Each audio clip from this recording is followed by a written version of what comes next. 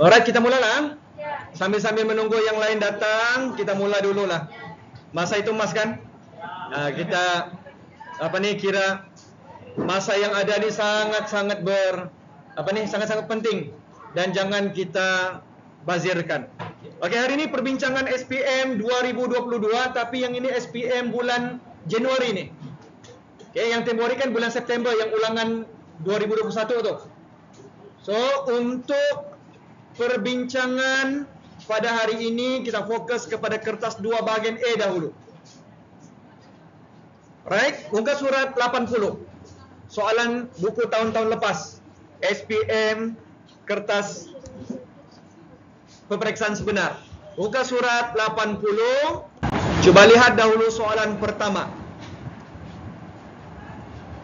Okey, soalan pertama. Pada Raja 1, ruang jawapan menunjukkan 2 titik P dan Q. So, ada titik P di sini, ada titik Q di sebelah kirinya, yang dilukis pada Sata Kartes. Maka dengan itu pada ruang jawapan, ada ruang jawapan di sini, tandakan nilai R yang mempunyai jarak mencancang 5 unit dari titik P. So, yang ini kamu kena highlight jarak mencancang 5 unit dari titik P. Apa maksud mencancang? Apa tu begini? Vertical. Dalam bahasa Inggeris dia bagi. Ataupun managap. Orang Sabah bilang. Apa lagi? Kata sertinya. Paksi Y, betul. So, paksi Y menegak, ataupun yang Charles bilang begini, itulah tu.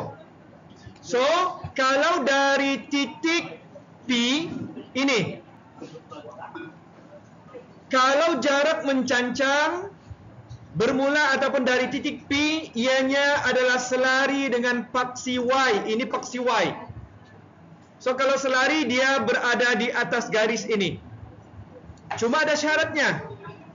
5 unit dari titik P. So, kalau dari sini, kemana jarak mencancangnya? Atas berapa? 1, 2, 3, 4, 5. 5 unit. Tanda 5 unit titik di sini. 1, 2, 3, 4, 5 di sini. Ada lagi? Ada ke bawah 5 unit. 1, 2, 3, 4, 5. So, ada 2 kedudukannya. 2 titik. So, kamu kena tanda. Kena tanda. Di sini kedudukan yang pertama. Di sini kedudukan yang kedua. 1, 2, 3, 4, 5 di sini.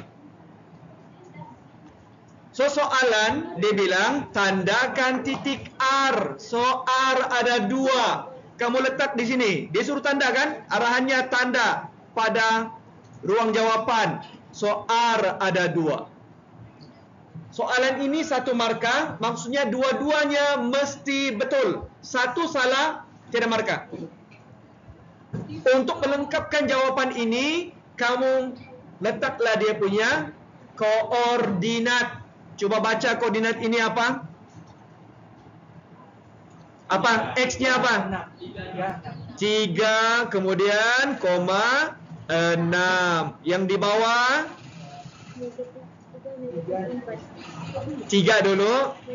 3 negatif 4. Dia punya paksi X masih lagi positif. Paksi Y sahaja negatif di sini ya. Ini.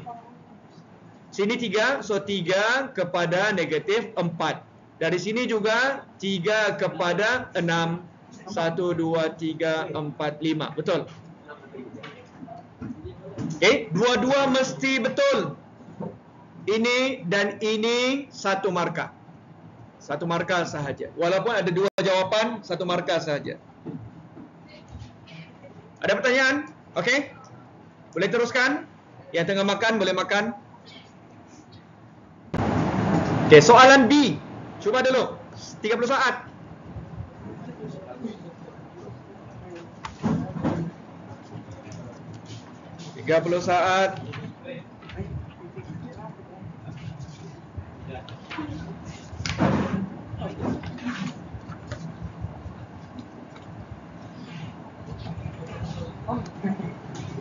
Baca soalan elok-elok.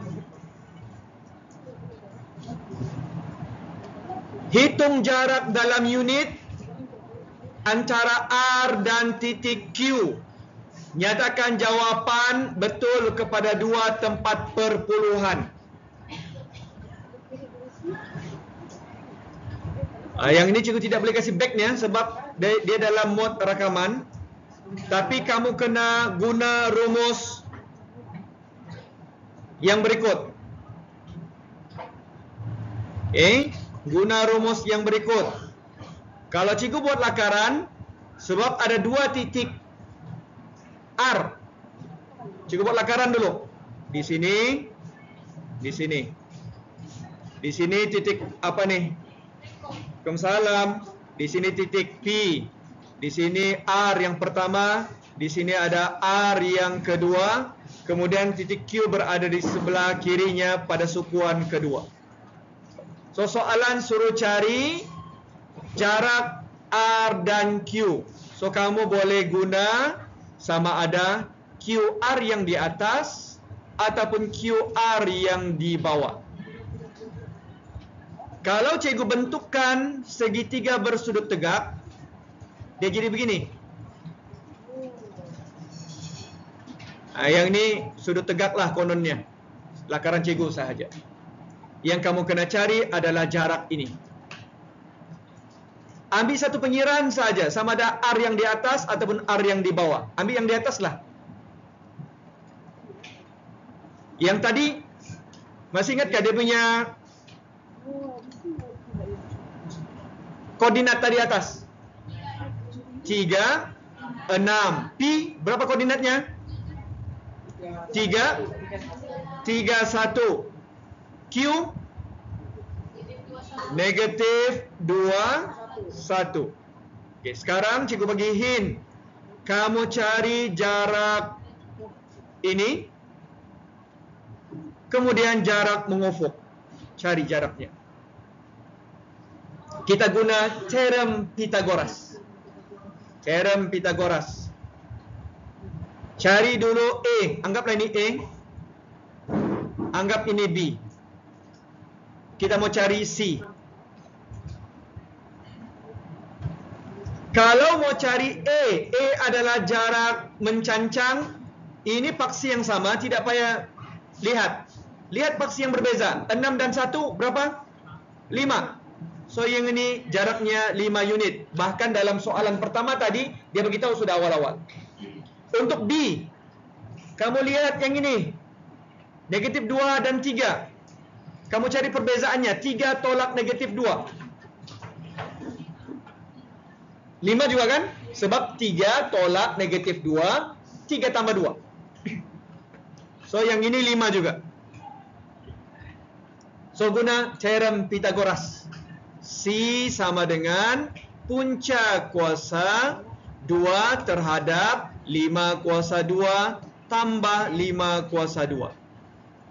Dalam soalan, kalau kamu sudah nyatakan C sama dengan, ataupun kalaupun bukan C, kamu letaklah di sini QR sama dengan C. Kan sebab rumus teorem Pythagoras dia guna C kan? Boleh buat begitu. Yang ini sudah dapat 1 markah nih. Tinggal kamu jawab, berikan jawapannya 2 tempat perpuluhan. Maksudnya ada 2 digit selepas titik perpuluhan. Tekan kalkulator. Yes. Tekan kalkulator dulu. Dapat berapa? 30? 50. Cuba puncak kuasa 250. Okey, dia perlu. Okey, cuba nyatakan kalau yang dalam kalkulator apa tertulis? 7,7,1,0,6. Wih, panjangnya 7,8,1,2. Ini yang tertera pada kalkulator kan? Tapi untuk yang ini tidak payah tulis pada kertas jawapan. Yang kamu tulis hanya bundar yang berikut. Sebab dia bilang 2 angka, bukan 2 angka berarti 2 tempat perpuluhan, maksudnya yang ini. ada 2 digit selepas titik perpuluhan. So lihat nombor 1 di sebelah kanan nombor 7, kaya atau miskin? Miskin, maka tidak, bila dibundar tidak perlu tambah 1 pada 7. So jawapannya adalah 7.07 sahaja. Ini kamu letaklah di sini 2 titik perpuluhan. TP. Dia bukan angka bererti. Kalau 2 angka bererti lain tu maksudnya. Tapi ini TP, titik perpuluhan. Maksudnya ada 2 digit selepas titik perpuluhan. Ini titik perpuluhan, ada 2 digit selepasnya. So maka yang terakhir kamu akan dapat N1 di sini. Yang ini tidak boleh tunjukkan, cuma cikgu mau tunjuk kepada kamu untuk bagaimana cara memilih untuk 2 titik perpuluhan. Maksudnya bundar tu. Boleh faham? Ada pertanyaan? Right. Seterusnya, soalan nombor 2. Cuba dulu. Ada integer positif yang terdiri daripada 2, 3, 5, 7, 10, 11, 13, 16, 20, 21. Cuba perhatikan dahulu senarai set nombornya. Adakah sudah disusun mengikut urutan menaik? Kalau sudah, senang cerita. Kalau belum, kamu kena susun. Sebab untuk menentukan kuartil pertama, kedua dan ketiga dan juga julat antara kuartil, kamu mesti susun nombornya. Okay, langkah pertama sebelum menentukan kuartil, kamu kena cari dahulu median ataupun kuartil kedua. Kedudukannya berada di tengah-tengah set nombor yang telah disusun. Di sini ada berapa set nombor? 10, maka tengah-tengahnya yang kelima kan? Okey, cuba lihat Ini 1, 2, 3, 4, 5. Di sebelah kanan pun 5, maka di sinilah kedudukan kuartil kedua yang merupakan median. Kuartil pertama berada di sebelah kiri median. Di sini ada berapa nombor? 5. Tengah-tengahnya nombor apa? 5. Maka jawapan untuk kuartil pertama, kedudukannya berada di tengah-tengah ini. Dia berada di tengah-tengah. So inilah kuartil pertama. So jawapannya letaklah di sini 5. Kalau cikgu tanya lagi, kuartil ketiga pula di mana dan apakah nombornya? Berada di sebelah kanan, tengah-tengahnya adalah 16. Maka bolehlah kamu lengkapkan di sini. Walaupun dia tidak minta kan, letaklah di sini. Tapi soalan kedua, kita perlukan nilai kuartil ketiga. Walaupun soalan ini tidak minta. Tapi kalau dia tanya julat antara kuartil, rumusnya adalah Q3 tolak Q1. Q3 dalam senarai yang di atas adalah 16. Q1 5 11. So di sini satu marka K1, di sini marka N1, di sini marka P1. P adalah pengetahuan. Kamu tahu kedudukan kuartil pertama dan cara menentukannya. K1 adalah kemahiran mengira berdasarkan rumus yang diberikan. N1 adalah jawapan akhir pengiraan kemahiran tersebut.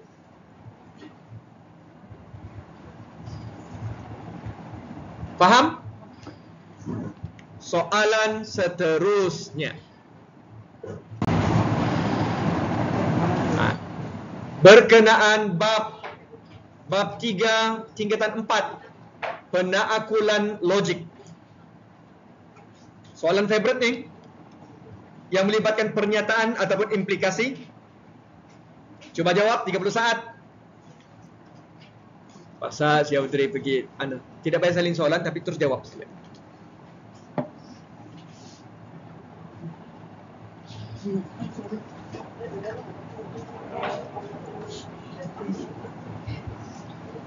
Soalannya adalah tulis akas dan kontra positif. Kita highlight akas kontra positif.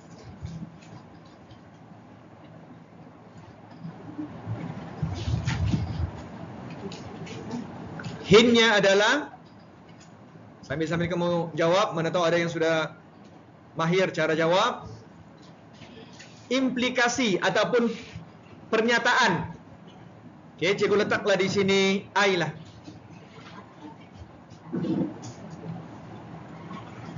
Okey, I, implikasi. Jika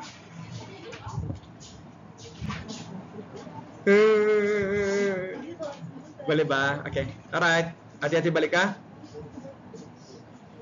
Hati-hati balik. Jika P maka Q. Itu I, implikasi ataupun pernyataan. Lepas I, bagaimana begini? Balik. Mat tak penting kan? Bah, nanti tengok dalam manual video yang cikgu apung nanti. Buat ulang kaji. Okey, lepas I adalah A, akas. Jika Q, maka P. Well done. Maka P. Lepas akas, songsangan. Yang ini macam mana? Songsangan dia berdasarkan implikasi yang dinafikan. Jika kalau bukan gini, P maka bukan Q. Seterusnya, kontra positif berdasarkan songsangan diterbalikkan ataupun berdasarkan akas yang dinafikan. Jika bukan Q, maka bukan P. Okey, cuba buat. Dia minta untuk akas dan kontra positif.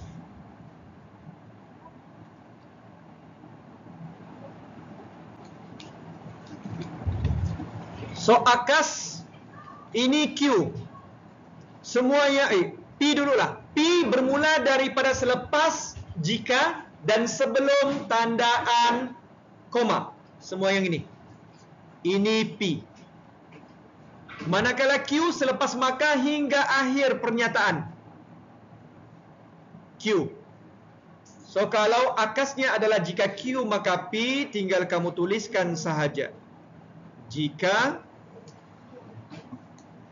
2x tolak 3 sama dengan 5, jangan lupa letak koma. Cikgu tu kalau tidak letak, potong markah. Sebab menandakan kamu kasih gabung ke semuanya. So yang ini kita mau kasih asing P dan Q tersebut. Kemudian maka X sama dengan 4. Tidak letak nokta pun tidak apa. Kontra positif, nafikan akas tersebut. Okey, nafikan akas. Jika 2x tolak 3 tidak sama guna perkataan ke guna simbol? Simbol. Tidak sama dengan 5, maka x tidak sama dengan 4. Cikgu kalau kami guna perkataan macam mana? Tidak digalakkan. Okay? Kalau guna perkataan bukan, dia guna perkataan bukan ataupun tidak sama, guna perkataan. Sebab kita mesti ikut dia punya anti jadian dan juga akibat. Ini adalah implikasi, P adalah anti jadian. Kalau ada tiba-tiba soalan tambahan, P adalah anti jadian, Q adalah akibat. So, kalau dalam implikasinya, bentuk anti jadiannya adalah persamaan. X sama dengan 4, maka mana-mana akas kontra positif dan juga songsangan mesti ikut sebagaimana anti jadian dan juga akibat yang asal. Jangan ubah. Boleh faham? Alright. Ini berapa markah nih? Soalan nombor 3. 2 markah kan? So kalau 2 markah, di sini 1 markah, di sini 1 markah. markah percuma. Marvel, mata merah sudah. Kalau perlu cuci muka, cuci muka. Alright. Soalan B ini yang biasanya pelajar kasih tinggal nih. Sedangkan soalan B ini senang nih. Coba dulu. Siapa yang belum?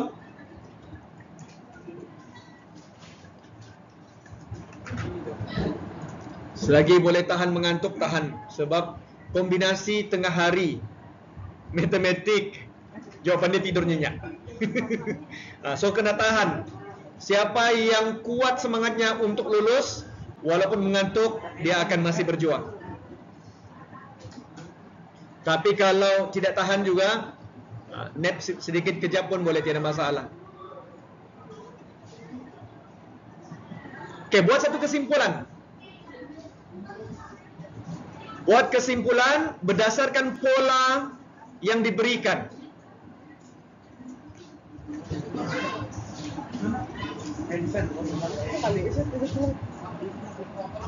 Oke, kesimpulan. Macam mana cara buat?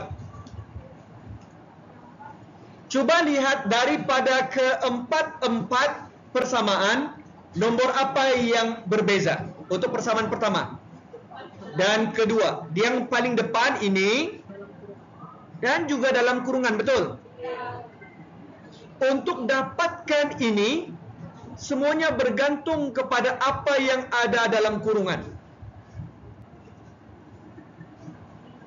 Maksudnya, yang dalam kurungan ini kita boleh wakilkan sebagai n, unknown.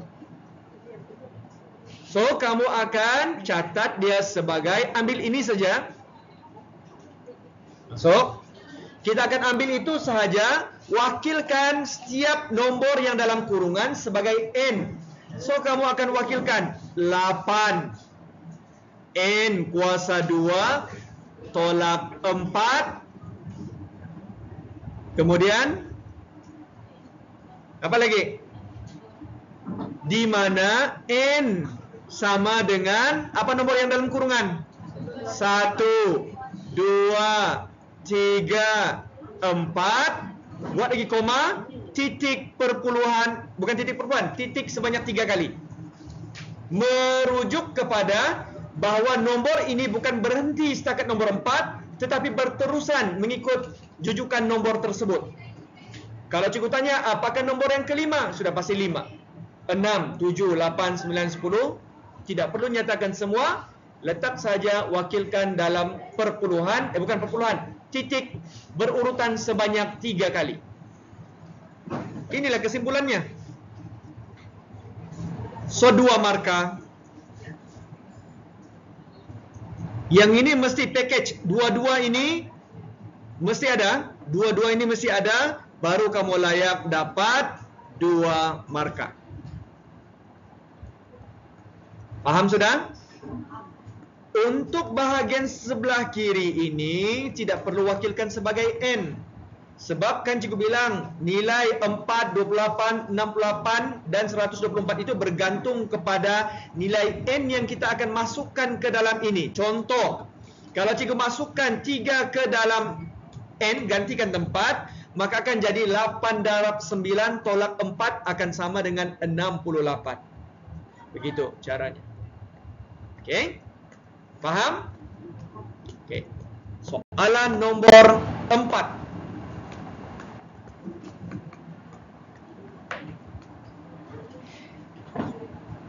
Yang ini bab keuangan, tapi tidak ada pengiraan. Ini bab tingkatan berapa nih? Bab tingkatan 4. Bab akhir, bab berapa? Bab 10. Bab 10 kah? Macam kalau tidak silap. Okey. So, menunjukkan langkah-langkah dalam proses pengurusan keuangan. Kalau sudah ada matlamat, rasa-rasanya apakah Y? Sebelum kamu mewujudkan plan keuangan. Matlamat ni maksudnya kamu punya objektif, mau beli apa, mau kumpul untuk apa, tujuan apa, sama ada mau melancong, mau beli gadget untuk tujuan apa ni, mungkin menyertai suatu pertandingan, ada yuran yang perlu dibayar, jumlah-jumlah tertentu yang perlu dikumpul. Itu matlamat. Kemudian pelan keuangan ni perancangan selepas kita tahu kita punya kedudukan keuangan. So Y ini adalah kamu punya kedudukan keuangan. Apa Y? Menilai kedudukan keuangan kamu. Itulah tu. Sebab dia basic, orang bilang macam logik lah, Pak. Kalau kita ingin kumpul ataupun ada matlamat, mesti kamu kena cek dahulu kamu punya perbelanjaan, pendapatan, dapatkah tidak kamu merancang, pelan ni merancang untuk berapa perlu dikumpul setiap bulan. Contoh. So Y adalah kamu punya menilai kedudukan keuangan. Satu markah saja. Alright? Faham?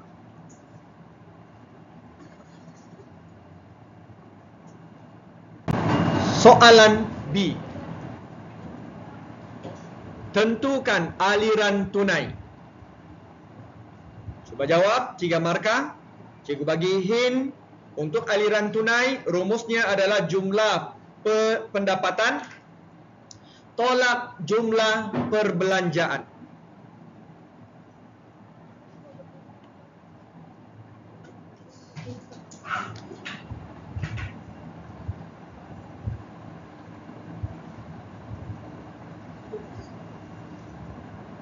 Aliran tunai sama dengan jumlah pendapatan tolak jumlah perbelanjaan. Dalam exam tidak payah salin rumus. Yang ini untuk perbincangan kita saja. Supaya semakin kerap kamu melihat rumus, semakin kamu menghafalnya dan semakin tahu mahir cara menggunakannya.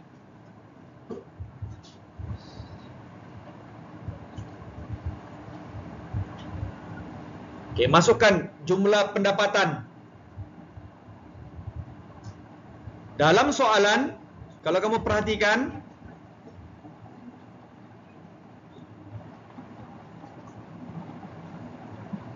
ni nak, gaji bersih Puan Safina adalah 8.500. Kemudian setiap bulan ada hasil sewa rumah yang dia perolehi sebanyak 1.200.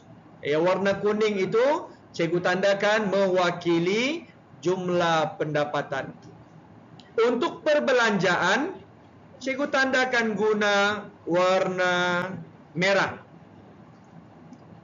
yaitu perbelanjaan tetap bulanan dan tidak tetap adalah 4.350 dan juga 3.610. Selain daripada itu ada lagi 12% untuk simpanan tetap bulanan. Maksudnya diasingkan 12% daripada gajinya. Semua tengok aliran tunainya berapa.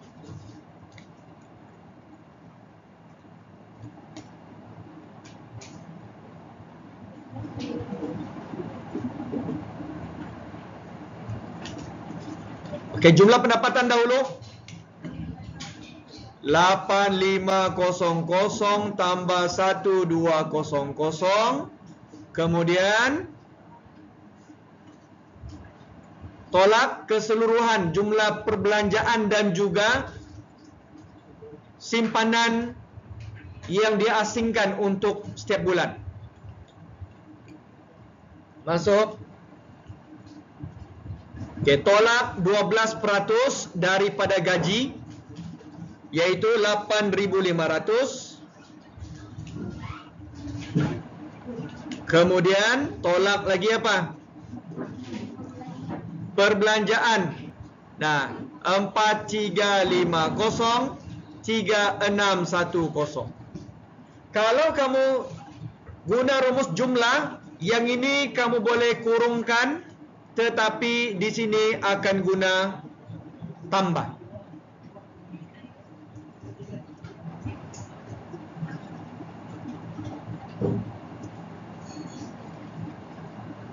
Okey, nyatakan dahulu berapakah jumlah pendapatan yang kamu hitung? 9,700.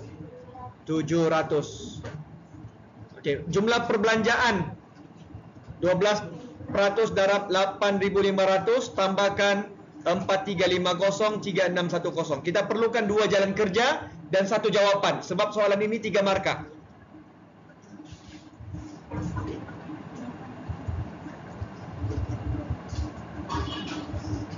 Berapa? 8,900. Betul? Salah tu? Oi, 11,000. 8.980. Dia sepatutnya salah tu. Cuba kira balik. Kira betul-betul. Ai, 8.980. 8,000. 980. Okey. Kita tulis sini. 8,980. Iyakah? Okey, tolakkan. 9,700 tolak 8,980. Betul kah? 720. So yang ini aliran tunai apa? Positif. Mesti letak di sini ya, perkataan positif. Boleh? Kena letak. Sebab walaupun memang kita tahu hasil tolaknya adalah positif, kamu mesti juga nyatakan ianya adalah aliran tunai positif. Kalau ayat penuhnya aliran tunai positif, tapi diterima sekadar perkataan positif. So markanya kita lihat. Di sini 1 markah, di sini 1 markah, di sini 1 markah, cukup 3 markah. Rumus tiada markah. So tidak payah salin rumusnya. Cuma untuk berhati-hati supaya kamu tahu, pastikan kamu hafal dan mahir cara menggunakan rumusnya. Ada pertanyaan?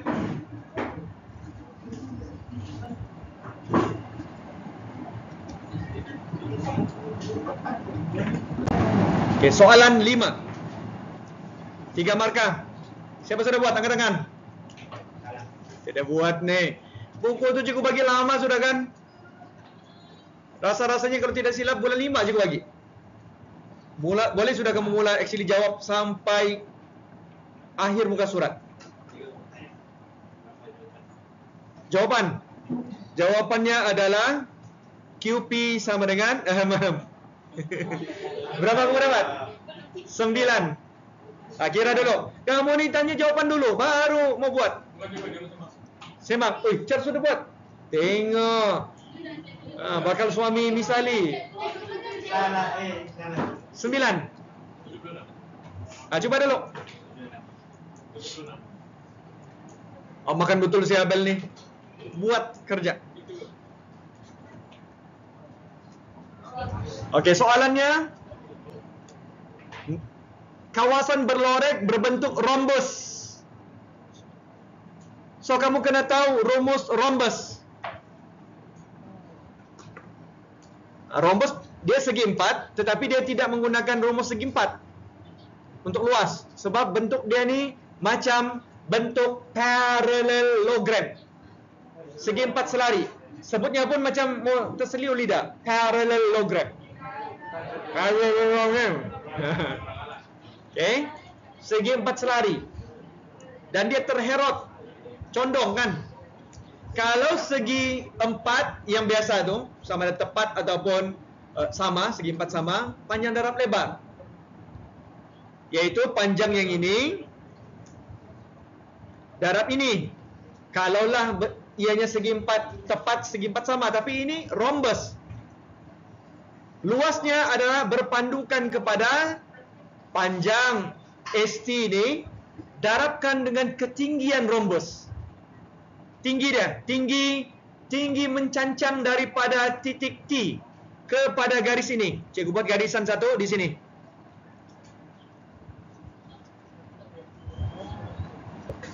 Ay, alamak, kenapa double dia punya lain tu?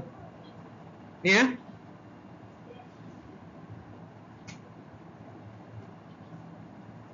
Dia tinggi mencancang, maksudnya daripada titik T kepada persilangan RV membentuk sudut 90 darjah.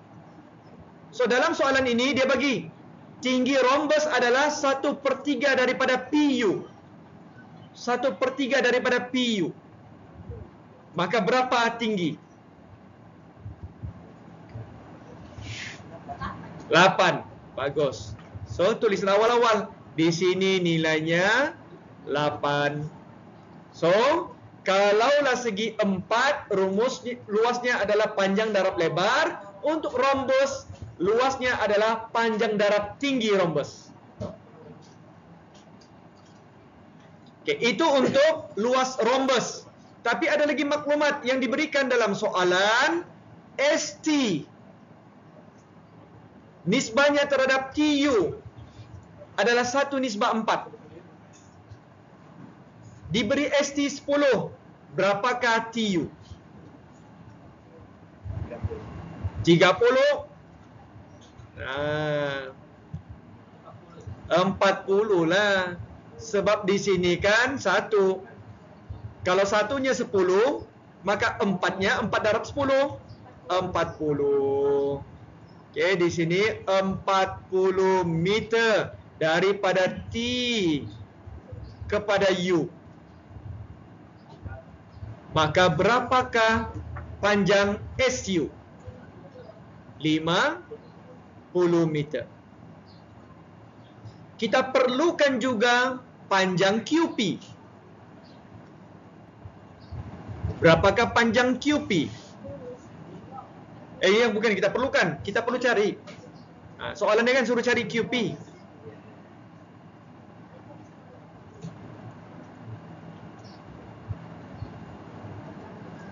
Okey, gunakan dahulu rumus apa? Luas apa? Trapezium.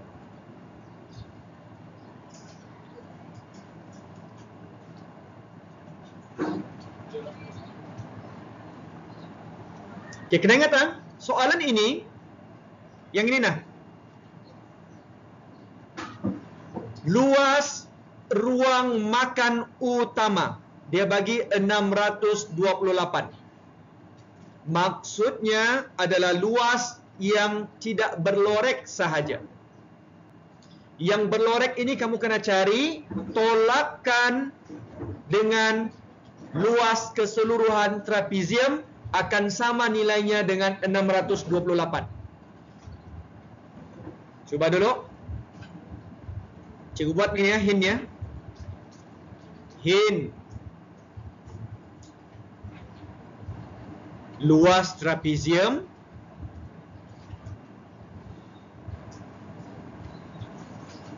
tolak luas rhombus. Nilainya ada sama dengan 628 meter kuasa 2. Okey, teruskan buat pengiraan. Tengok dulu, dapatkah tidak? Luas rhombus, cikgu sudah bantu tadi. Tapak ST, darab ketinggian rhombus 8, so 80. Untuk trapezium adalah 1/2 darab hasil tambah SU tambah QP. Darab dengan tinggi trapezium 24.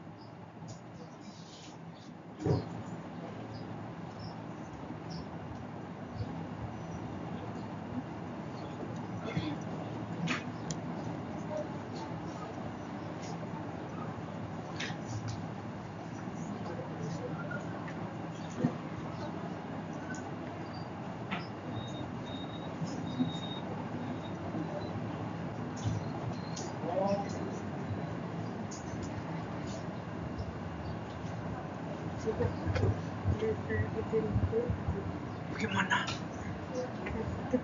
Bah, enggak. Oke, saya buat. Nanti buat ah. Oke, Kali buat dulu.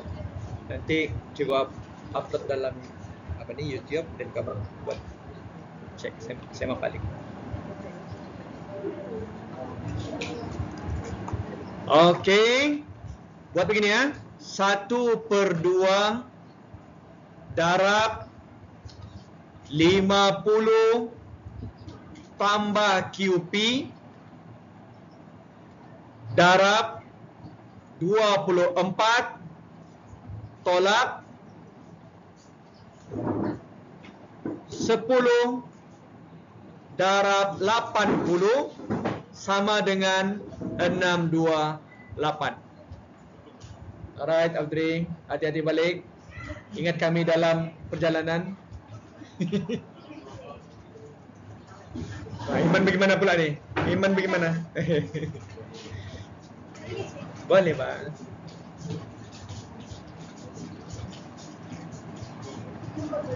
Okey, masukkan ni dulu. Ini kalau kamu guna kalkulator ni pun kadang-kadang salah tekan ni. Ini dulu masukkan. Bukan masukkan, selesaikan. Silap ni. Kenapa cikgu letak 80? 8 ya. Tingginya 8. Okey, 10 darab 8 adalah 80. Alright. 24 dengan 2 boleh masuk. Nasrin berapa? Nasrin.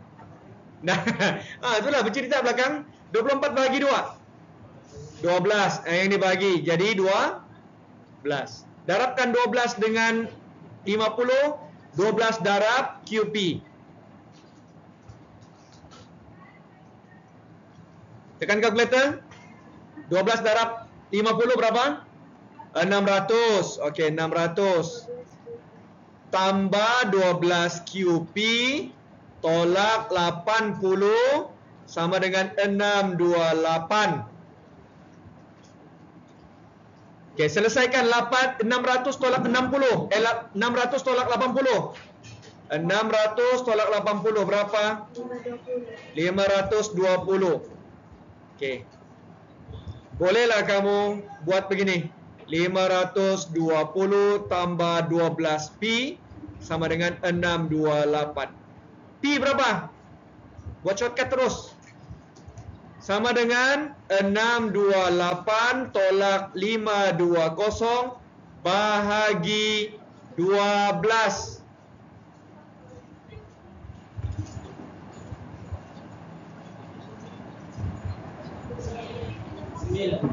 Dapat 9. Jawapannya 9 meter.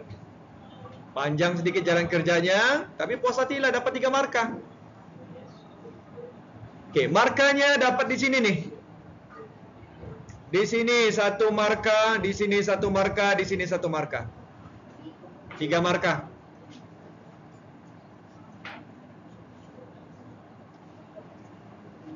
Paham?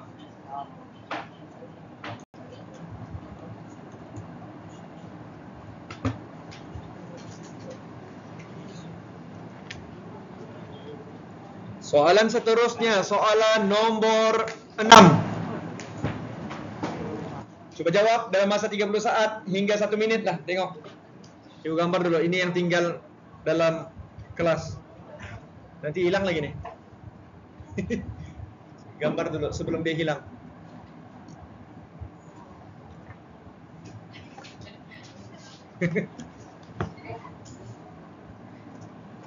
Ini saja yang tinggal. Tinggal minum air lagi sih ano.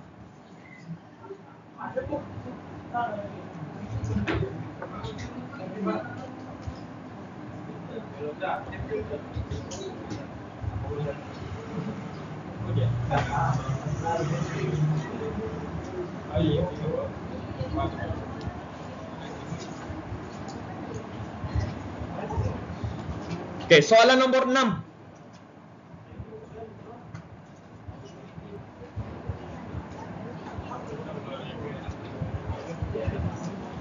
Okey, Encik Fahim. membeli sebuah rumah yang diinsurankan dengan insuran kebakaran, co-insurance 80%. Okay, daripada nilai yang boleh daripada nilai boleh insuran. Nilai boleh insuran rumahnya adalah 300,000 dan deductible untuk kemalangan yang berlaku akibat kebakaran adalah 2,500. Jika Encik Fahim menginsurankan rumahnya sebanyak 200,000 sahaja, hitung bayaran pampasan yang akan diterima jika rumahnya mengalami kebakaran dan kerugian sebanyak RM30,000. Ingat, soalan ini adalah co-insurance 80%. 80% ditanggung oleh siapa? Insurans. 20% oleh Encik Fahim. Well done. Ada deductible lagi 2,500. Berpandukan kepada nilai yang boleh insurans ataupun nilai boleh insurannya 300,000 dan nilai yang diinsurankan adalah 200,000. Cuba dapatkan jika dia punya kerugian adalah RM30,000.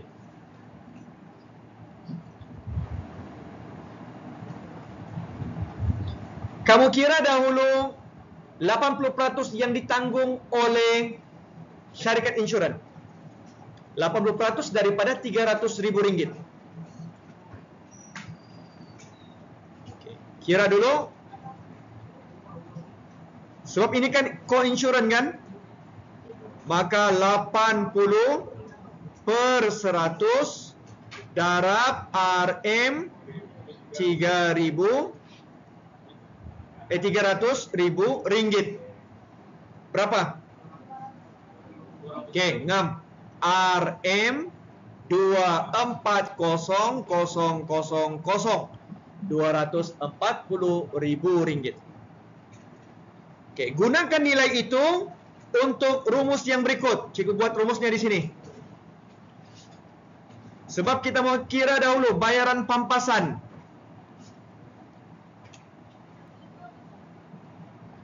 Pampasan.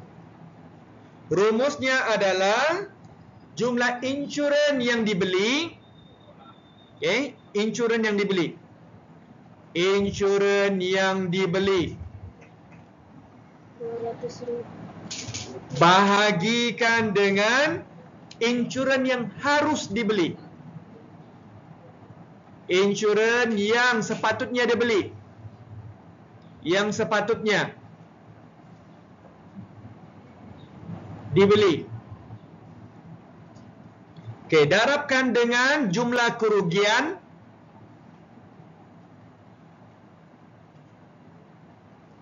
dan tolakkan dengan deductible. Bagus.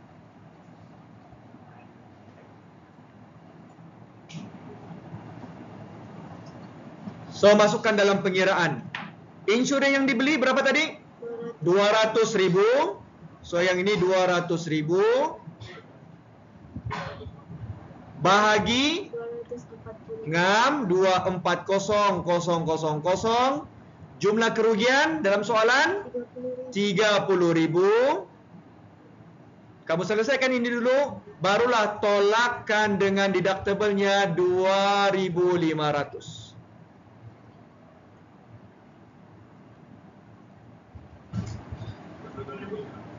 22?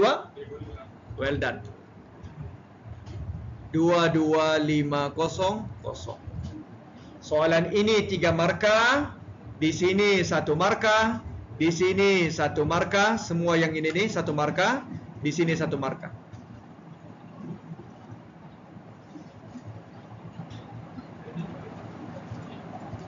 Okey, nyatakan nilai penalti co-insurance. Nilai penalti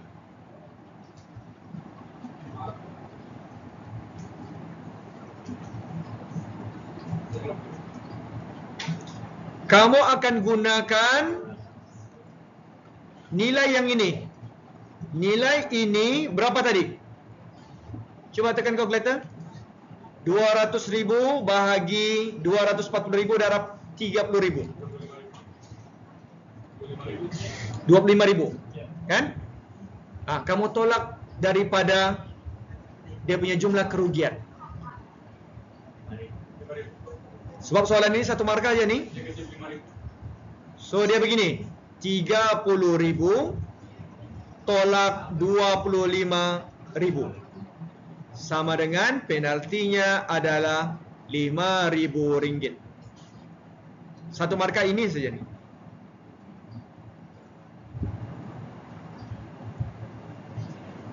Kenapa ada penalti? Nah, bayaran pampasannya adalah 22,500 saja kan? Tapi jumlah kerugiannya berapa? 30,000 ringgit. Tetapi kalau kita hitung daripada nilai yang ini, insurans yang dibelinya hanya 200,000. Sedangkan yang sepatutnya dibeli adalah 240,000. Dan didarabkan dengan kerugian yang dialami, maka hasil tolak ini adalah RM5,000.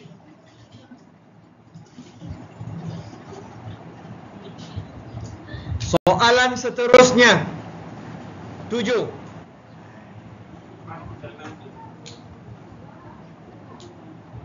Kenyang sudah Abel, 2 keropok sudah dia kasih habis. Beli di mana tuh? Di mana? Jimat. Pergi tarik sana jaring kaki. Bila kamu beli? Masa rehat. Oke, coba dulu. Raja 4 menunjukkan sebuah kolam renang berbentuk segi 4 tepat. Ada 2 bahagian. Bahagian heksagon yang ini untuk kanak-kanak dan yang lain adalah untuk orang dewasa.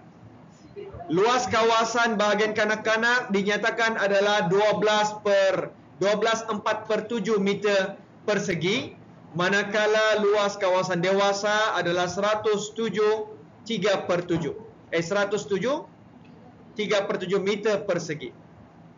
Diberi bahawa panjang salah satu sisi kolam heksagon itu separuh daripada lebar kolam renang. Cari nilai X. Cuba dulu. Kamu guna rumus luas kawasan kolam tolak luas bahagian kanak-kanak sama dengan luas bahagian dewasa. Kalau cikgu labelkan ini sebagai 1, ini bahagian 2. So luas kolam keseluruhannya adalah 1+2. Ataupun jangan guna 1 dan 2 lah. Nanti kamu 1 dan 2 kamu ingat 3 pula. Cikgu letak A lah. AB.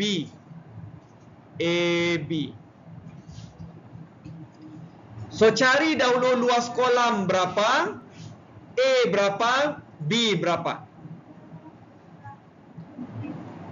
Buat dalam bentuk ungkapan.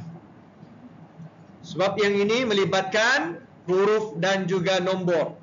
So kamu kena gunakan panjangnya 7x tolak 2. Panjang di sini 5/2x. Tapi ini kan separuh daripada lebar. So berapa panjang di sini? Ini. Berapa panjangnya?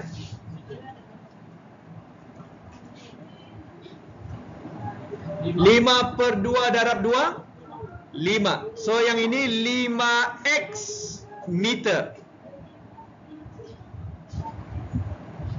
5x meter. So, untuk luas kolam, hasil darab mana? Panjang, darab, lebar. Lebarnya 5x. Okey, masukkan dalam ni. Cikgu bantu di sini ya. Luas kolam adalah 7x tolak 2 darabkan dengan 5x sama dengan A tidak tahu.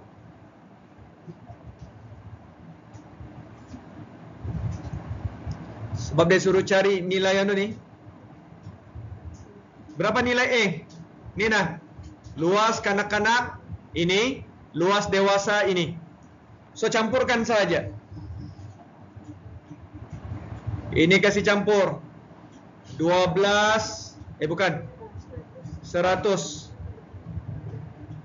107 3/7 tambah 12 4/7. So yang ini semua tekan kalkulator. 120. Good. 120. Yang ini kembangkan. Darabkan ini. 7x darab 5x. Salah? Well done. 35x kuasa 2. Negatif 2 darab 5x. Negatif 10x. Okey, bentukkan persamaan kuadratik. Yang ini bawa ke sebelah kiri.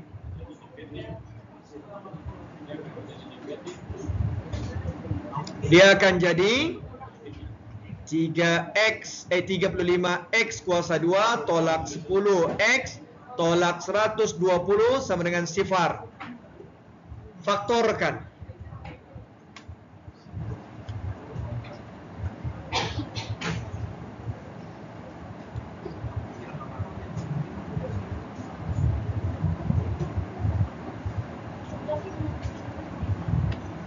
$35 kamu boleh faktorkan kepada 3 dan 5. 3 dan 5.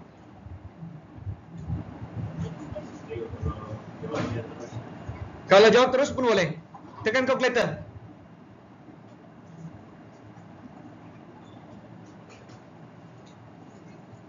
Ataupun kasih kecil dululah.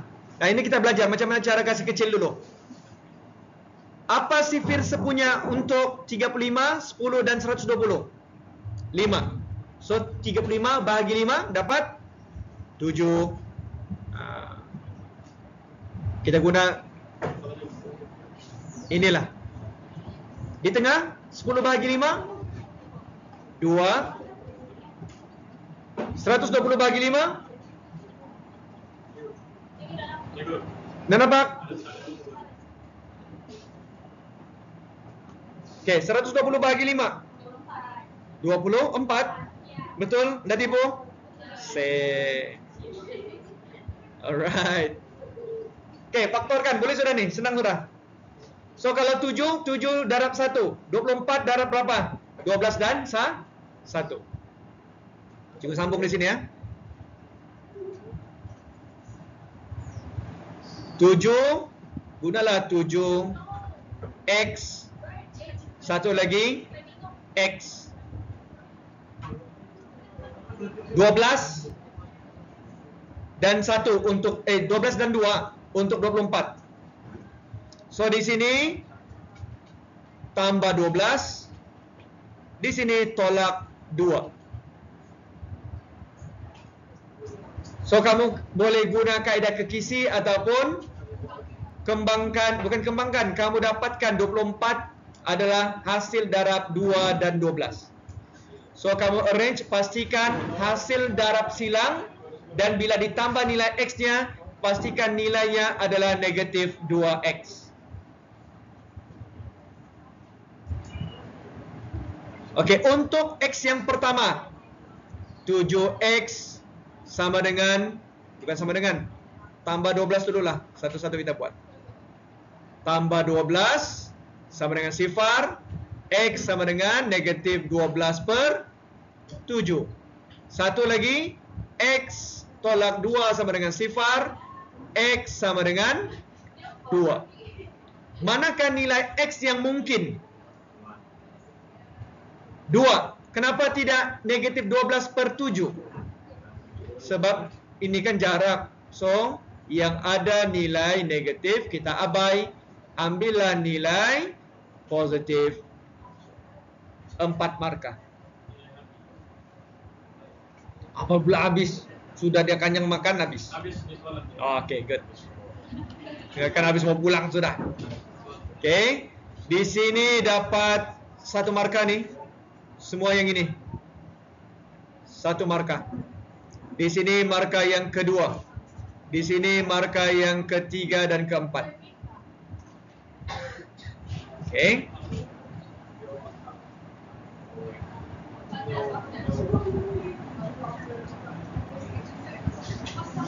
So, cikgu minta kamu kuasai yang ini ya.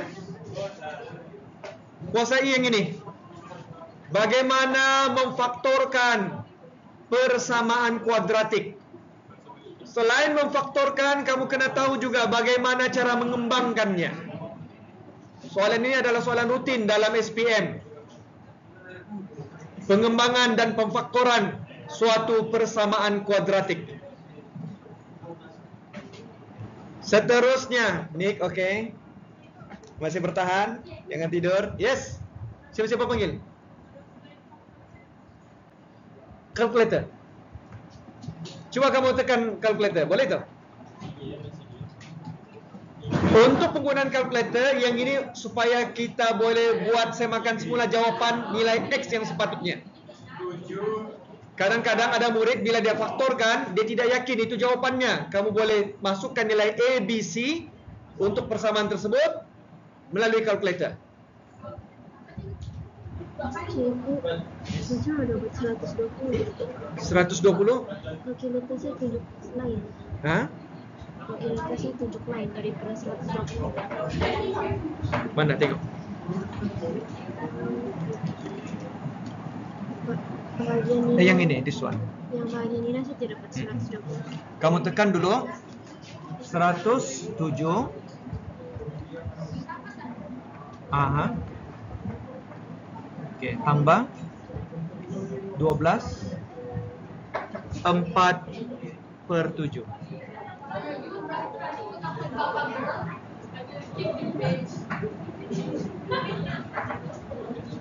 Oke, kelas coba tekan balik semula yang ini.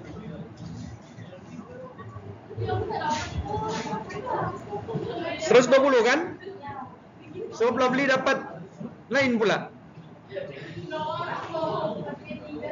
Coba double check balik. Ataupun Lovely punya belum kena reset kali calculator. Check dulu. Hah? 120 kan? Oh, yang itu 7. Yang itu kalau guna calculator yang tadi kan, Arnen? Tekan EQN, equation. Tekan mode. Degree 2. Degree 2, kemudian masukkan nilai A, B, C. A-nya adalah 7. Bukan. A-nya 7, B negatif 2, C negatif 24, tekan sama dengan. Nah, satu-satu. Dapatkah? X1, 2. X2, tekan lagi, next. Yang inilah nih. Kan? Dapat? Guna equation. Oke, yang lain confirm kan yang ini? 120 kan? So, Lovely punya calculator kena double check balik. Dia sudah reset atau belum? Kan? 120 tuh. Tengok dulu. Lovely, kamu punya calculator?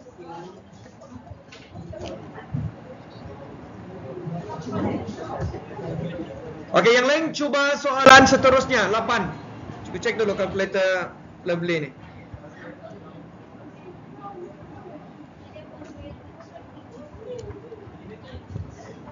Satu kosong 7.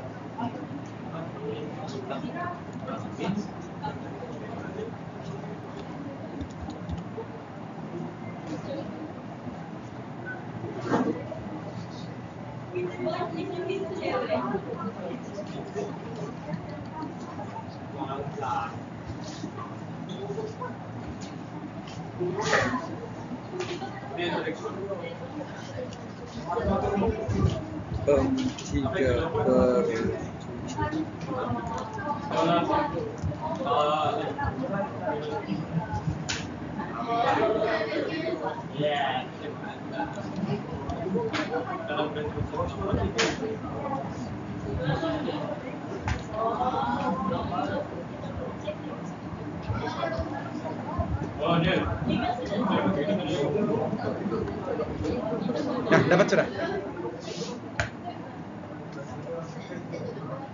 Oke, cek cara tekan ya. Oke, soalan nomor 8. Raja 5 menunjukkan 2 package promosi pelitup muka dan sanitizer yang ditawarkan oleh sebuah farmasi. Diberi bahawa seorang pelanggan membeli 2 set package B dan bayarannya adalah RM301.20. Oke, ini perhatikan betul-betul. Tricky dia bagian ni. Bayarannya untuk 2 package B. Maksudnya, kamu kena darabkan 2 untuk semua yang ini.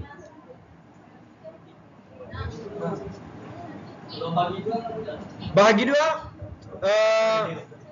Boleh juga, tapi kamu bahagi 2 301 20% dong.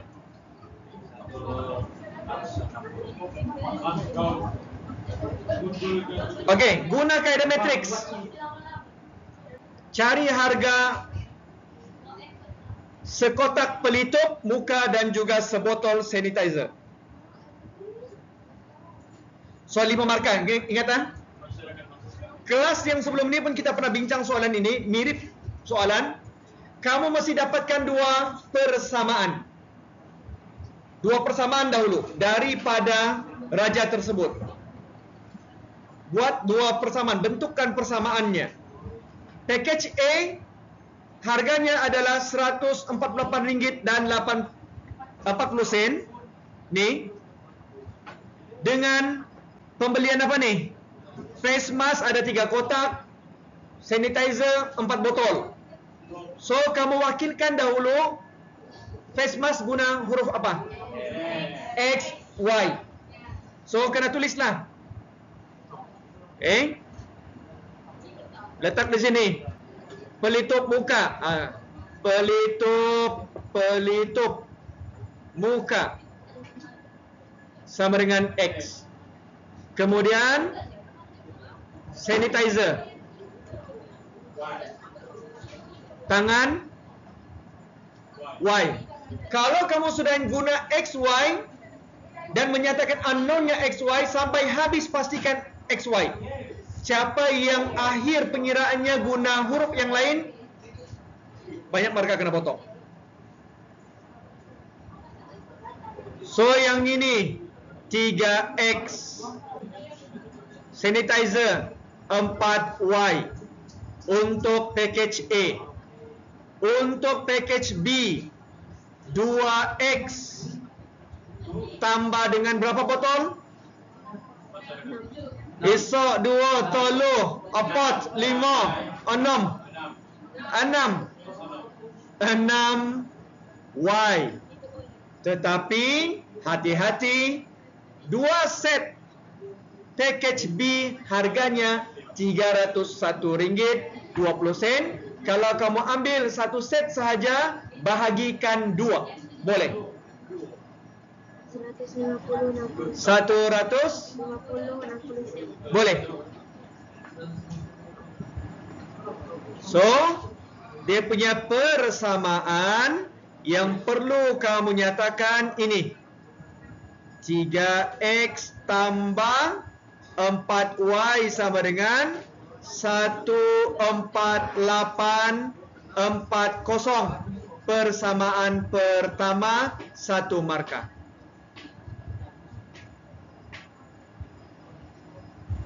Persamaan yang kedua, kamu mau kekalkan RM301 atau bahagi 2? Okey, bahagi 2 pun boleh. So, gunakan yang tadi 2X tambah 6Y sama dengan RM150.60. Dapatlah markah kedua. Tinggal cari 3 markah lagi. Kadang-kadang soalan ini, kalau ikut skema pemarkahan, ini kadang-kadang dia bagi 1 markah saja. Mengikut skema nantilah. Kadang-kadang dua-dua ini 1 markah sahaja. Okey. Tapi pada kebiasaannya setiap satunya 1 markah. Markahnya apa? Pengetahuan P1, P1. Okey, markah ketiga dapat daripada mana? Belum lagi pengiraan, tukar persamaan kepada bentuk matriks. Okey. Ambil dia punya pekali di hadapan setiap unknown. 3, 2, 4, 6. Tutup matriks, buka matriks untuk unknown X, Y, tutup dan buat sama dengan buka lagi untuk jawapan 14840 RM150.60. Tutup, markah yang ketiga kamu dapat K1.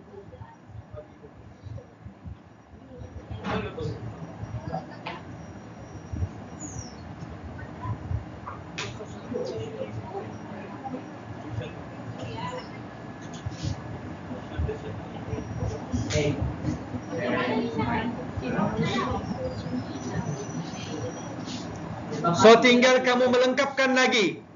Next punya pengiraan, dia ambil markah yang satu di atas tu, sebab 2 markah lagi kita cari untuk nilai X dan nilai Y. So ada beberapa step pengiraan yang sebenarnya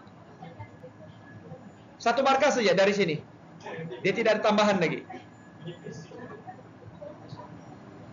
Okey, cikgu buat di sini. X, Y sama dengan 1 per 1 berapa? Ini darab dulu berapa? 3 darab 6 18. Tolak 2 darab 4. Boleh terus buat begini, shortcut. Faham tak tu kalau cikgu buat begitu? 3 darab 6 tolak 2 darab 4. Okey, faham? Okey, seterusnya yang ini. Apa jadi dengan 3 dan 6? Pindah, tukar tempat. Maka 6 ambil tempat 3. 3 akan bertukar tempat dengan 6. Apa jadi dengan 2? Tukar sifatnya. Jadi negatif. 4 pun akan jadi negatif. Belum lagi cukup di situ. Sambung lagi untuk matriks yang ini. Kasih lengkap keseluruhannya supaya tidak kena potong markah N nanti. Cukup sampai di sini. Macam lirik lagu. Cukup sampai di sini. Teruslah tekan calculator. Kamu dapatkan apakah nilai X. Buat dulu dalam bentuk matriks. X, Y. Boleh sudah buat shortcut nih.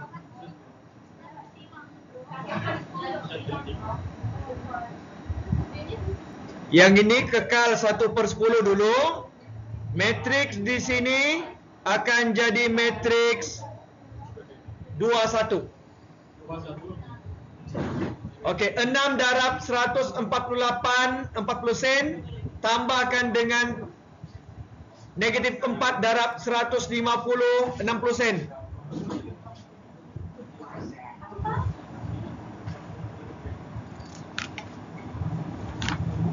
Kamu darabkan. Cikgu buat shortcut ni sebab ruangan kecil.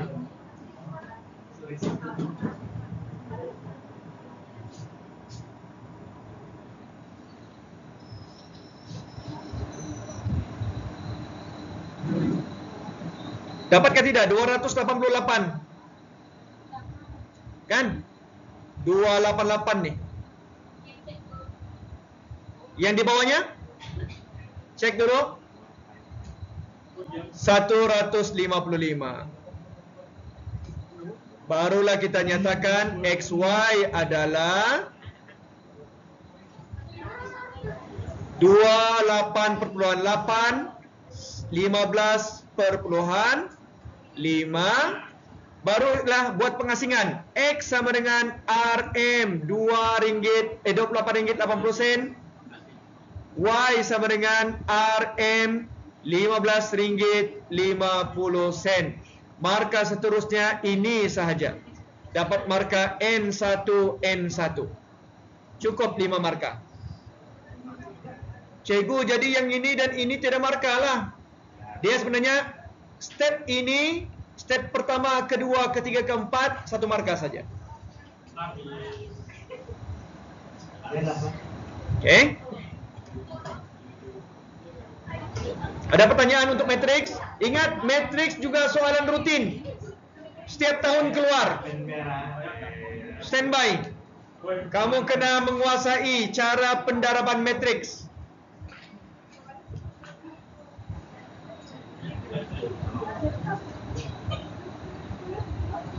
Azmira.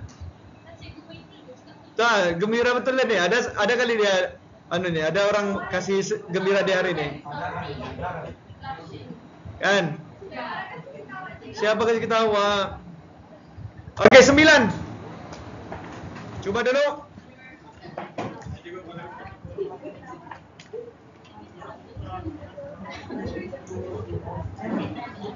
Soalan nombor 9 ni, kalau yang daripada pengamatan cikgu masa kamu bab ini, ramai yang lemah.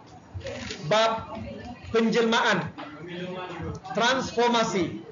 Kenapa lemah? Sebab cikgu tahu ni, masa mungkin kamu tingkatan 2 tu, PKP kan tu? Separuh ah? Penggiliran. Mungkin belajar PDPR di rumah kali kan? Mungkin kamu tidak mengikuti PDPR ni dia no. Kamu kasih on ya online, lepas tu blue tick. Kan? Okey, soalannya 9. Hari ini kita cover sampai soalan nombor 10 saja lah. Kemudian kalau sempat, nanti kelas hari Jumaat kita sambung lagi 10 sampai seterusnya. Kemudian hari berikutnya nanti begitu lagi.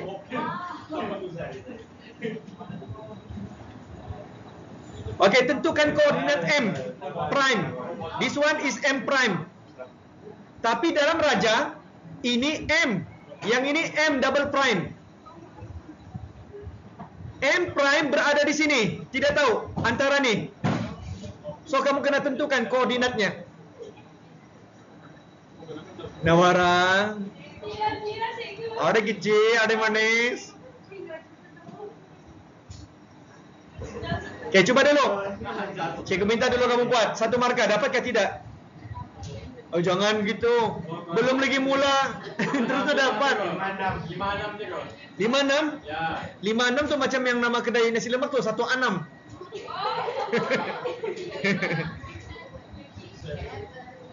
Salah, bukan 56. Oh. Okey, dia begini. Untuk menentukan kedudukan image selepas suatu penjelmaan, memandangkan ini adalah penjelmaan gabungan. Macam mana cikgu tahu gabungan? Sebab yang ini M, yang ini M prime. Maksudnya ada 2 transformasi.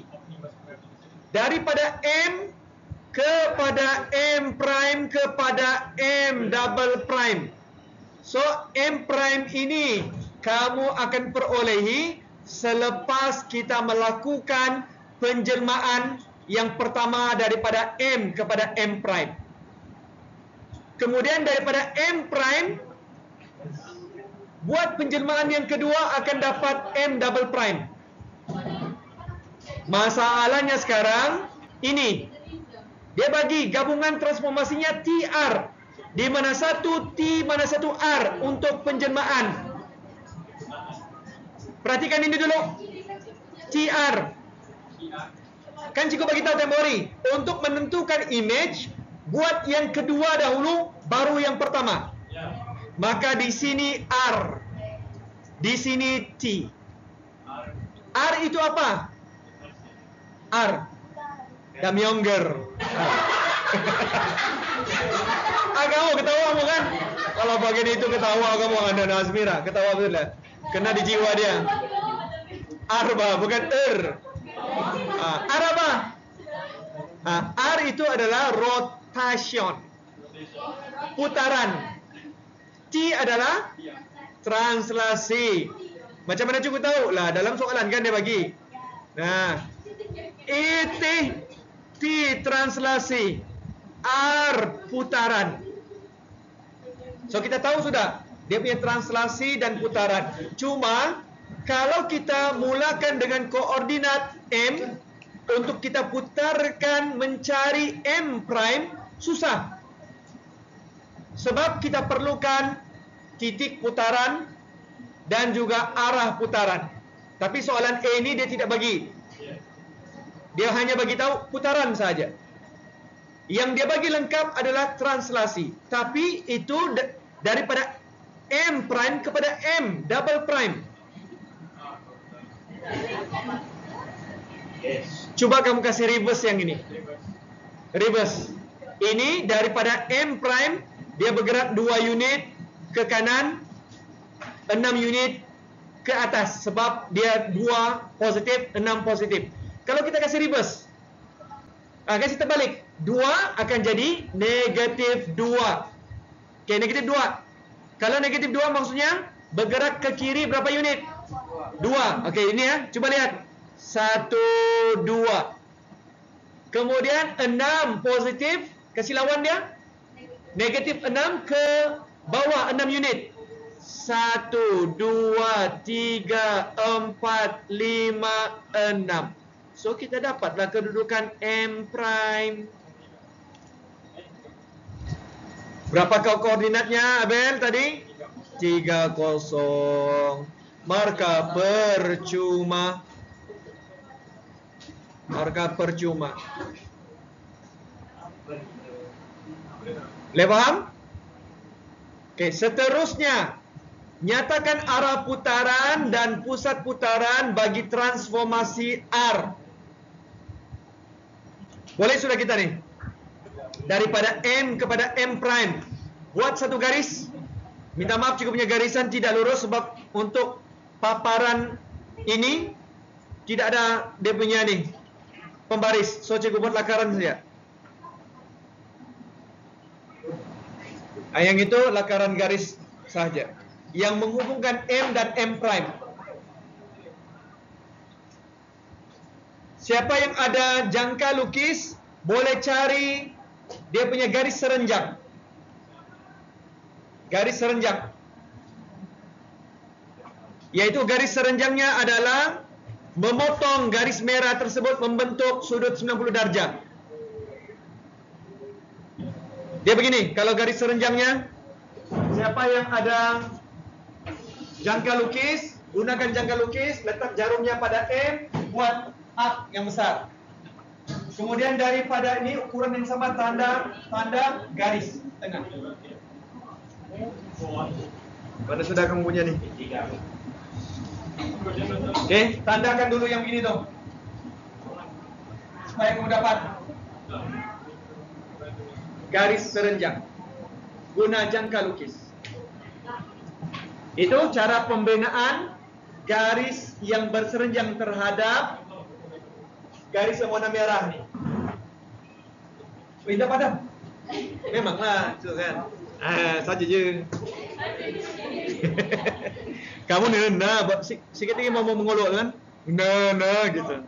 Kamu suka tak? Okey, cari kedudukan. Kalau kamu sudah dapat kedudukannya, kamu cari jarak antara titik M kepada pusat putaran, M prime kepada pusat putaran, jaraknya sama.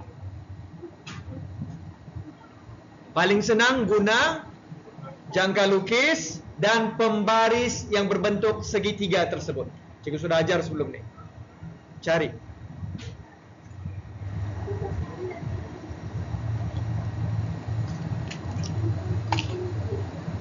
Nanti kamu akan dapat di sini nih.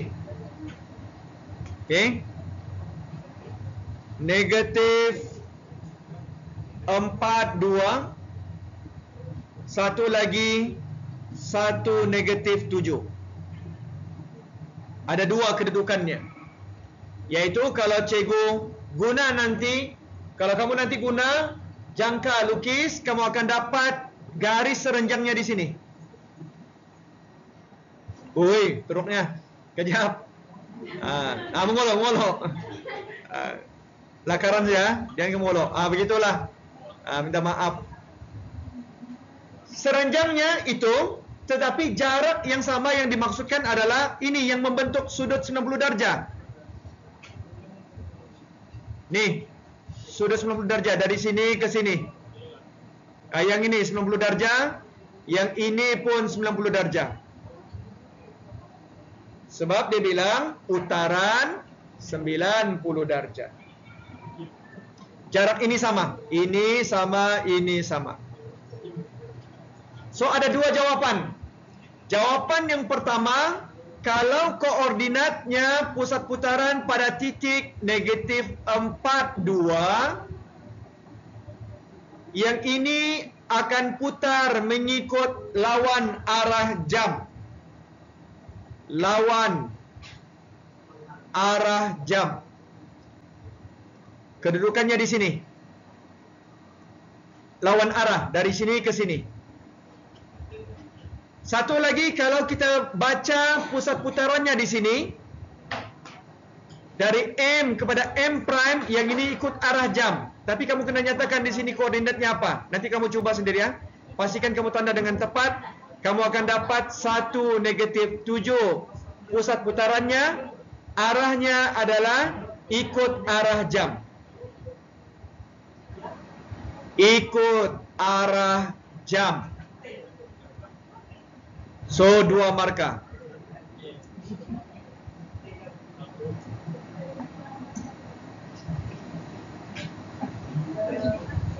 Ada pertanyaan?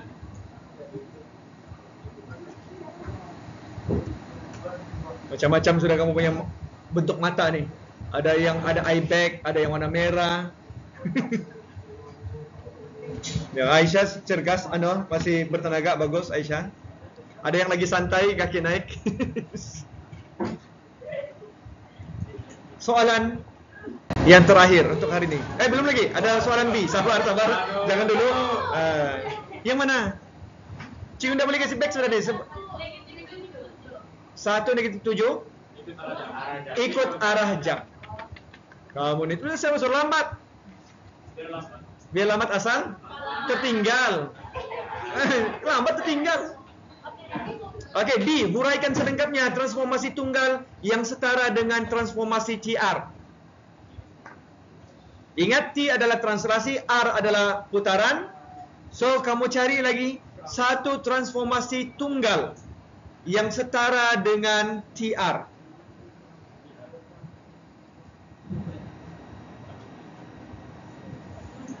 Dia banyak jawapan.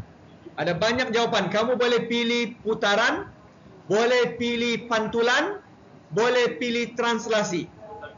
Maksudnya ini daripada M lompat terus kepada M prime, M double prime. Kalau yang tadi M kepada M prime kepada M double prime, dia guna R kan dan T, betul?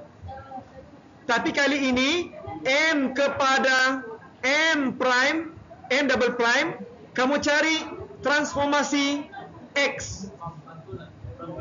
Boleh pantulan, tapi kalau kamu ambil pantulan, mesti pasangkan dengan paksi pantulan. Kan susah? Kalau putaran, mesti pasangkan dengan pusat putaran dan juga arah putaran. Yang paling senang translasi. Coba nyatakan. Paling senang, X sama dengan translasi.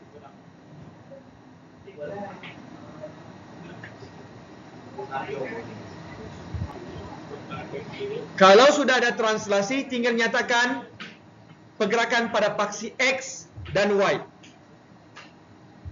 Ambil satu saja, sebab dia bilang satu transformasi tunggal. Tidak payah ambil yang susah. Kalau ambil susah, putaran dan pantulan. Nanti salah lagi buat dia punya paksi pantulan dan juga pusat putaran. So ambil yang senang, translasi. Okey, ingat M kepada M double prime. Pergerakan pada paksi X atau Y dulu. X. Berapa ya petak ni ke kanan? 1, 2, 3, 4, 5, 6, 7, 8, 9, 10, 11. So di sini positif 11. Kemudian ke atas. Berapa lebih? 11 juga. 1, 2, 3, 4, 5, 6, 7, 8, 9, 10, 11. Positif 11. So, jawapannya ini selengkapnya. 11, 11. Ini adalah jualan 11, 11. Okey, di sini satu markah, di sini satu markah, maka 2 markah. Belum lagi soalan nombor 10.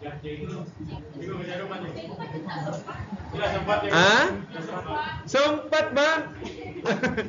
2,5 kan? Kan? Sempat nih. Okey, boleh sudah next.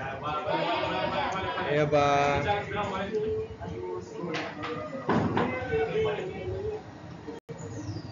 Okey, cuba jawab dulu nih. Soalan terakhir hari ini. 10A dan 10B. Azri, dia garu-garu kepala sudah. Dia berzikir. Kalau sudah Arnel begini kan dia sedang berzikir tuh. Sana tuh. Cek dulu siapa yang masih hidup ataupun syahid. Ada sudah. Airil.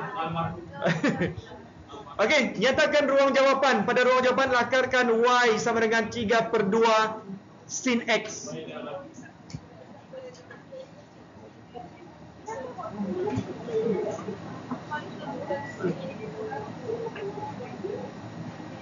Apa maklumat yang diberikan? Cikgu tanda dulu nih. Apakah ini? Ni nah.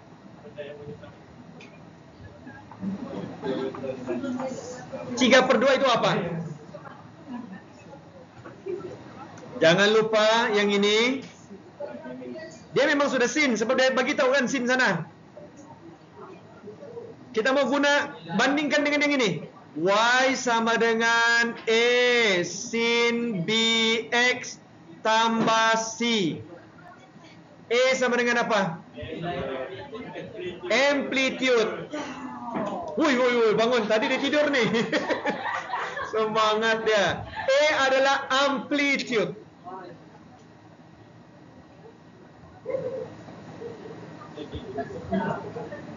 So, berapa amplitude-nya?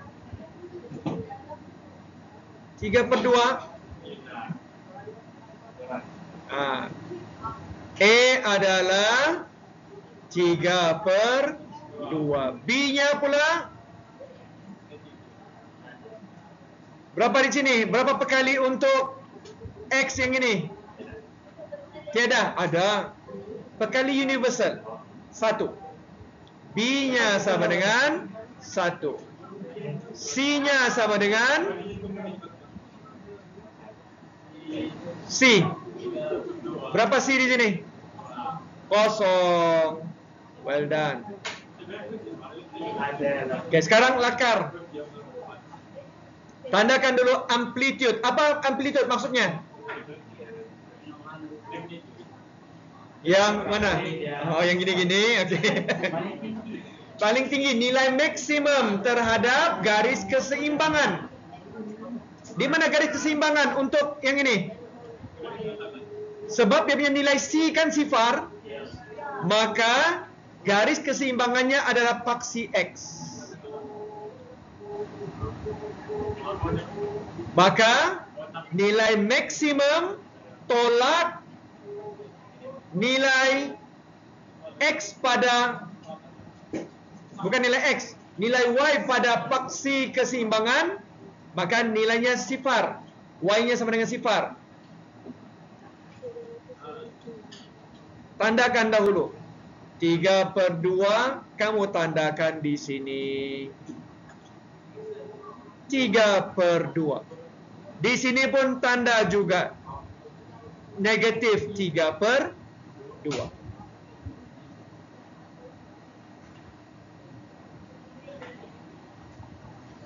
Nanti kamu boleh tanda juga, buat satu garis lurus di sini guna pembaris. Garis lurus supaya kemas kamu punya lakaran nanti. Guna pembaris, cikgu tidak dapat guna pembaris nih. Dia punya paparan ini tidak ada tool untuk pembaris.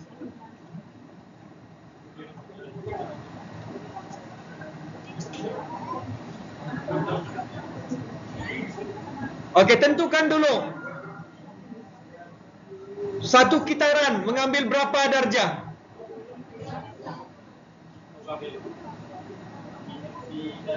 Sebab nilai B-nya 1 kan? Maka satu kitaran sama dengan 360 darjah. So, kamu kena bahagikan kepada dua bahagian dahulu. Ini kan dua bahagian. Satu bahagiannya ini. Dia sampai sini. So, separuhnya di mana? 180. Ini trik macam mana kita bahagikan satu kitaran kepada dua bahagian supaya kita nampak di mana titik di tengah-tengahnya. Kalau sin mula daripada mana? Adakah mula daripada 3/2 atau sifar? Sifar. So, mula dari sini. Kemudian tengah-tengahnya di sini. Lengkap satu kitaran di sini. Dan untuk graf sin, dia mesti ke atas dulu. Ke sini. Dan turun ke bawah. Nilai minimum pada 270 kepada 360 darjah. So, kamu buat lakarannya seperti ini.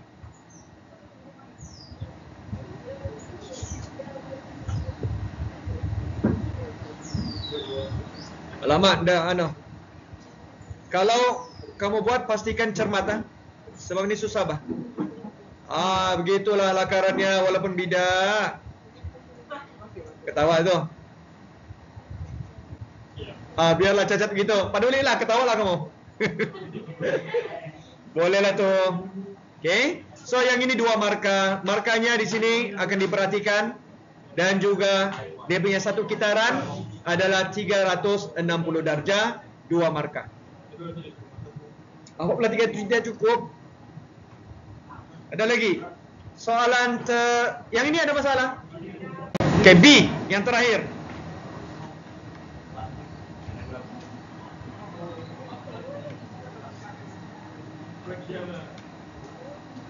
Tentukan panjang PR. Ini soalan tidak ada kaitan dengan yang tadi, ya. Ada bingkai gambar berbentuk segi empat sama, digantung pada dinding, dua urat benang PQ dan PR diikat pada bingkai. Jika P ialah titik tengah ST, hitung panjang PR dalam cm.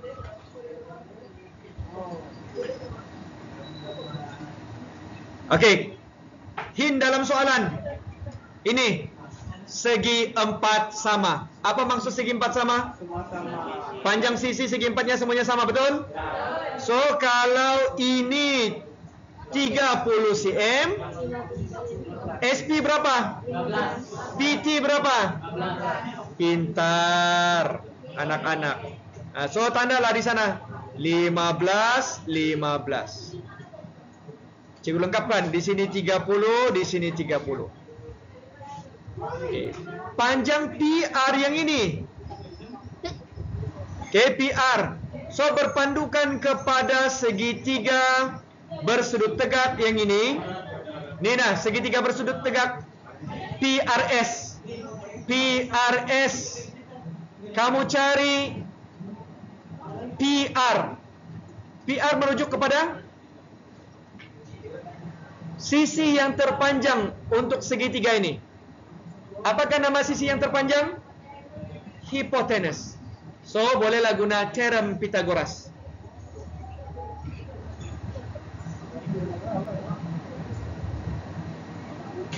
Sebelum kamu tentukan teorem Pythagoras, bolehkah tidak kalau kita guna pasangan trirangkap Pythagoras? 15-30, adakah pasangannya? Ada? Macam tidak ada kan? Tidak. So kalau tidak ada, kena guna teorem. Okey, teorem Pythagoras rumusnya adalah PR sama dengan punca kuasa 2 15 kuasa 2 tambah 30 kuasa 2. Di sini sudah dapat 1 markah. K1. Tekan kalkulator, kamu akan dapat markah N1.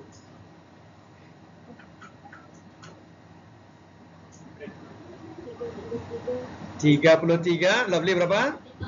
54 cm, markah yang kedua. Well done.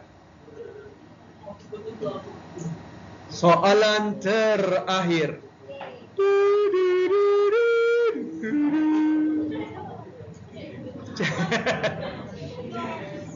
Cari nilai cos Y. Cos Y di sini. Nah, ini cos Y ni ya. Cos Y ini sudut apa? Cakar tirus refleks. Mana nih? Cakar. Lebih 90 kurang 180. Cek pada sukuan. Kalau pada sukuan sudut cakar berada pada sukuan ke berapa? Sukuan ke 2. Cek pada sukuan kedua, adakah cos positif, negatif? Macam mana mau confirm? Kamu ambillah mana-mana sudut cakar. Contohnya 100. Tekan kalkulator, cos 100. Adakah positif? Yes, so nanti jawapannya negatif. Okay. Semua masih ano? Tadi macam ada Fredlin. Adakah Fredlin? Di belakang lagi. Okey. Cari cos. Yang kita akan guna sudut sepadannya di mana? Pada bucu Q juga. Ni nah. Q. Tapi di sana cikgu letak sudut theta. Sudut theta ini adalah sudut tirus yang merupakan sudut sepadan.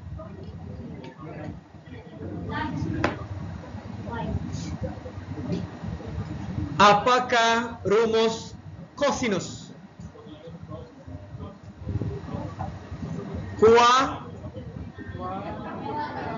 Kuah sate hangus. So, di sini sudah ada tentangan. Di sini ada sebelahan. Hipotenusnya yang mana? Mau cari lagi balik? Tidak payah, kita akan guna yang ini. Sebab nilai panjang ini dan ini sama. 33.54. So, kamu akan gunakan nilai 30 dan juga 33.54. Tentukan cos theta adalah sama dengan 30 per 33.54. Tekan kalkulator.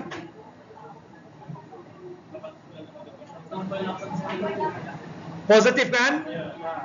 Itu cos theta, sudut tirus pada sukuan pertama. Yang tadi cikgu bilang sudut cakar Y ini berada pada sukuan kedua. Cosnya negatif. Maka kamu buat begini. Maka cos Y adalah sama dengan negatif cos theta sama dengan negatif 0.891, markah sahaja N1. Bukan N1, P1.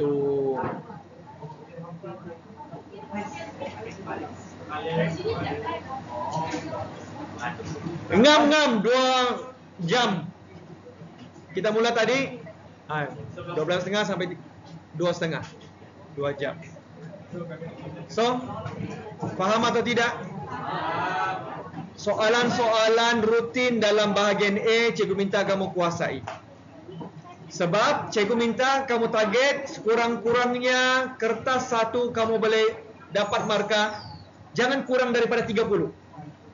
Kalau dapat 40 cantik, ada harapan untuk A. Kalau kurang daripada 30 untuk dapat A- susah sikit.